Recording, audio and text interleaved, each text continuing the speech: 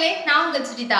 தொடர்ந்து நம்ம நவராத்திரியில என்ன செய்யணும் அப்படிங்கறத பத்தி வீடியோல பார்த்துட்டு வந்துட்டு இருக்கோம். முந்தா நேத்து நவராத்திரியை எப்படி தொடங்கணும், எப்படி கொலு வைக்கணும்ங்கறத பத்தி நான் வீடியோல சொல்லியிருந்தேன்.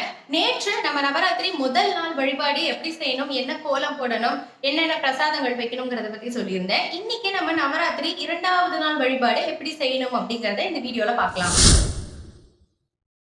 இந்த வழிபாட நம்ம 2வது நாளான திவிதியை திதியில செய்ய போறோம். இன்னைக்கு நம்ம அம்பாளை 3 வயது சிறுமியாக வழிபாடு செய்ய போகிறோம். தேவி மகாத்மியத்துல 3 வயது சிறுமியை திரிமூர்த்தி அப்படின்னு குறிப்பிடுறாங்க. நம்மளுடைய சாதாரண வார்த்தைகள்ல நம்ம கௌமாரி அப்படின்னு குறிப்பிடுறோம். இன்னைக்கு அம்பாள் எந்த ஸ்வரூபத்துல இருக்காங்க அப்படின்னா போருக்கு கிளம்பக்கூடிய ஸ்வரூபத்துல இருக்காங்க. ராஜராஜேஸ்வரியாக காட்சி அளிக்கிறாங்க. மகிஷனை அழிக்கிறதுக்காக போருக்கு இன்னைக்கு அவங்க கிளம்பி போறதுக்கு தயாராயிட்டாங்க. தயாராகக்கூடிய நிலையில இன்னைக்கு நம்ம அம்பாளை வழிபட போறோம்.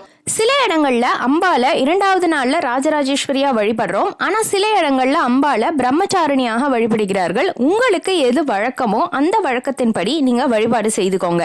இந்த பிரம்மச்சாரிணி அப்படிங்கிற வடிவத்துல துர்கை தவ கோலத்துல காட்சி அளிக்கிறாங்க.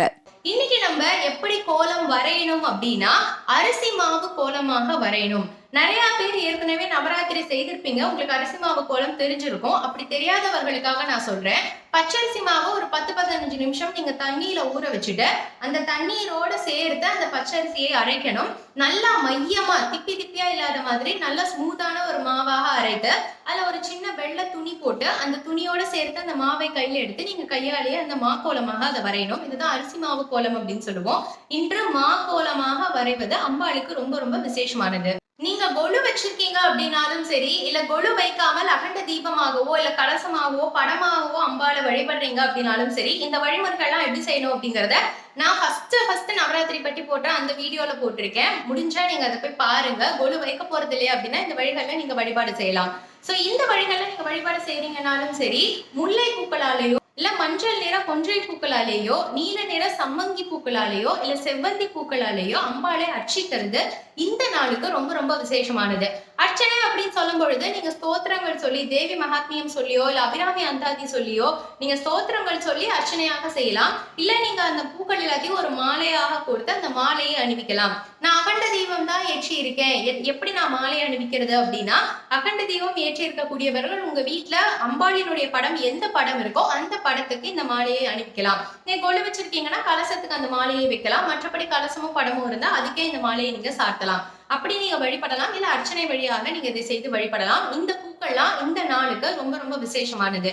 இன்னைக்கு என்னென்ன நைவேத்தியங்கள் பிரசாதம் வைக்கலாம் அப்படின்னா, புளி சாதம் வைக்கலாம், எள் பாயசம் வைக்கலாம், எள் சாதம் வைக்கலாம், தயிர் சாதம் வைக்கலாம், வேர்க்கடலை சுண்டல் வைக்கலாம். எளிமையான முறையில வழிபாடு செய்ய போறீங்க அப்படின்னா சுண்டல் மட்டும் செஞ்சு எளிமையா வழிபாட முடிச்சுக்கோங்க. இல்ல எனக்கு நிறைய வழிபாட்டுக்கு நேரம் இருக்கு அப்படின்னா இந்த எல்லா பிரசாதங்களோ இல்ல இதுல ஏதாவது ஒரு 2 பிரசாதமோ செஞ்சு வழிபாட நீங்க தாராளமாக செஞ்சுக்கலாம். இந்த அன்னைக்கு 3 வயது சிறுமியாக அம்பாள் உருவம் எடுத்திருக்கிறார்கள் அப்படிங்கிறதுனால உங்க வீட்டுல இருக்கக்கூடிய அந்த கலசத்தையோ இல்ல அந்த படத்தையோ இல்ல நீங்க வச்சிருக்கக்கூடிய பொருளையோ நீங்க அம்பாளாக 3 வயது சிறுமியாக அழகா அலங்காரம் செய்யலாம். இல்ல அப்படின்னா உங்க தெருவுலயோ உங்களுக்கு பக்கத்துல யாராவது தெரிஞ்சவங்களுக்கு 3 வயதுல பெண் குழந்தை இருக்காங்க அப்படின்னா அந்த குழந்தைய வீட்டுக்கு கூட்டிட்டு வந்து உங்களுடைய நைவேத்தியத்தை கொடுத்து தாம்பூலம் வச்சு கொடுக்கறது ரொம்ப ரொம்ப ரொம்ப விசேஷமானது. இந்த நவராத்திரி 9 நாட்களுமே கன்னிகை பெண்கள் 2 வயசுல இருந்து 10 வயசு வரைக்கும் இருக்கக்கூடிய குழந்தைகளுக்கு தாம்பூலம் கொடுக்கறது ரொம்ப ரொம்ப விசேஷமானது. உங்களுக்கு தெரிஞ்சவங்க வீட்டுல இருக்காங்கன்னா கூட்டிட்டு வந்து கொடுங்க. அப்படி குழந்தைகள் யாரும் இல்ல அப்படின்னா குறைஞ்சது ஒரு சுமங்கலியாவது உங்க வீட்டை கூட்டிட்டு வந்து தாம்பூலம் கொடுங்க. தாம்பூலம் கொடுக்கறது நவராத்திரியில ரொம்ப ரொம்ப விசேஷமானது. பொதுவா நவராத்திரியில தேவி மகாத்மியம் சொல்றது ரொம்ப ரொம்ப விசேஷமானது. நான் ஏற்கனவே இதை பத்தி மற்ற பதிவுகளையும் சொல்லி இருந்தேன். இல்லைன்னா அபிராமி அந்தாதி சொல்லி வழிபாடு செய்யுங்க. இல்ல உங்களுக்கு என்ன ஸ்தோத்திரம் தெரியுமோ அதை நீங்க தாராளமா சொல்லுங்க. நீங்க கீர்த்தனைகள் பாட போறீங்க அப்படின்னா இன்னைக்கு கல்யாணி ராகத்துல இருக்கக்கூடிய கீர்த்தனைகள் பாடுறது ரொம்ப ரொம்ப விசேஷமானது. இந்த அன்னைக்கு அம்பாளை வழிபடுறதுனால ராஜராஜேஸ்வரியா பாக்குறதுனால என்னென்ன பலன்கள் கிடைக்க போகுது அப்படின்னா, உங்களுடைய ஆயுள் பலம் அதிகரிக்கும், தர்மமும் செல்வமும் உங்ககிட்ட நிலைக்கும். நீங்க குழந்தை பேருக்காக எதிர்பார்த்துக்கிட்டு இருக்கீங்க அப்படின்னா உங்களுக்கு மகன் பிறக்கிறதுக்கு வாய்ப்பு இருக்கு. இல்ல உங்களுடைய மகளுக்கோ மகனுக்கோ குழந்தை பேர் எதிர்பார்க்கறீங்க அப்படின்னா உங்களுக்கு பேரன் பிறக்கிறதுக்கு வாய்ப்பு இருக்கு.